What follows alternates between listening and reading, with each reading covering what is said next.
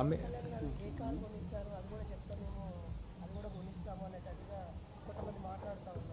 అడగమని చెప్పండి. ఇప్పుడు పవన్ కళ్యాణ్ గారు ఏ కారు గురించారో ఆయనకు తెలుసు కదా. అప్పుడు చెప్తున్నా కదా, మీరు అసలు గద్దర్ గారిని ఒక అంటే తెలంగాణ యుద్ధ నౌకని రోడ్డు మీద నిలబెట్టారు 4 గంటలు. అసలు మీకు నైతిక హక్కు ఉందా? అడిగే హక్కు ఉందా? గద్దర్ గారి గురించి మాట్లాడే హక్కు ఉందా అసలు? ఫస్ట్ అసలు కవిత గారికి ఆయనకి ఎన్ని కష్టాలు పడ్డారు రాష్ట్ర మూమెంట్లో ఎవరైనా ఆదరించారా? ఇదిగో కేసీఆర్ గారు తెలంగాణ ముసుగులోనే తెలంగాణ ద్రోహం చేసే పని కడతా ఉన్నారు. అందులో గద్దర్ ఒక వ్యక్తి. ఆ గద్దర్ ఎన్నడూ కంట్రిబ్యూట్ చేసింది లేదు, ఆయన పెద్ద పొడి చేసింది కూడా ఏమి లేదు.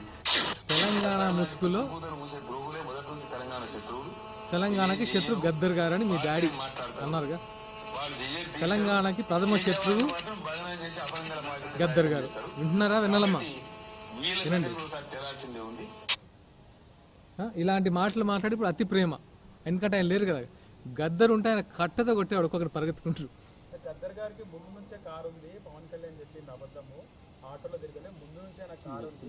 కారు ఇప్పించిండేమో, వాళ్ళిద్దరి మధ్యలో ఒక రిలేషన్ ఉంది, ఇప్పించిండు.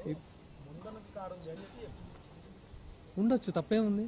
ఆయన ఎలాంటి కారు నాకు ఇట్లా అసౌకర్యంగా ఉంది కారు కాబట్టి కొనియొచ్చు. దాన్ని ఆటోలో తిరుగుతుందని చెప్పి పవన్ కళ్యాణ్ గారు చెప్తున్నారు. అవును, ఆ టైంలో ఇప్పుడు మనకు ఒక కారు ఉండొచ్చు, ఎప్పుడో ఉండొచ్చు, తర్వాత రిపేర్ రావచ్చు, కారు అడగవచ్చు. దానికి ఇంత విశ్లేషణ ఎందుకు?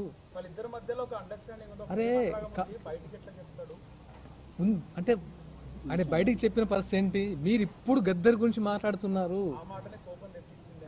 ఎందుకు కోపం అమ్మా? అరే చేస్తున్నాడు, మా మధ్య ఇంత అనుబంధం ఉందని చెప్పుకోవడం తప్ప దాని కోపం ఏంది?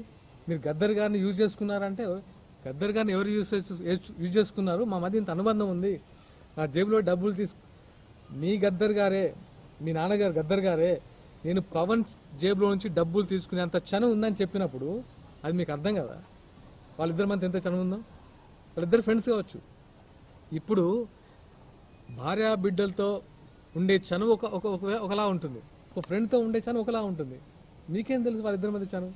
వాళ్ళిద్దరి మధ్య అంత బాండింగ్ ఉంది, అంత అన్నదమ్ముల మధ్య బాండింగ్ ఉన్నప్పుడు ఆయన ఎక్స్ప్రెస్ చేశారుగా. ఒక పవన్ కళ్యాణ్ గారు ఎక్స్ప్రెస్ చేయలే కదా, గద్దర్ గారు కూడా ఎక్స్ప్రెస్ చేశారు కదా. అలాగే ప్రకాష్ రాజ్ గారు చేసిన కామెంట్స్ పైన ఏమంటారు?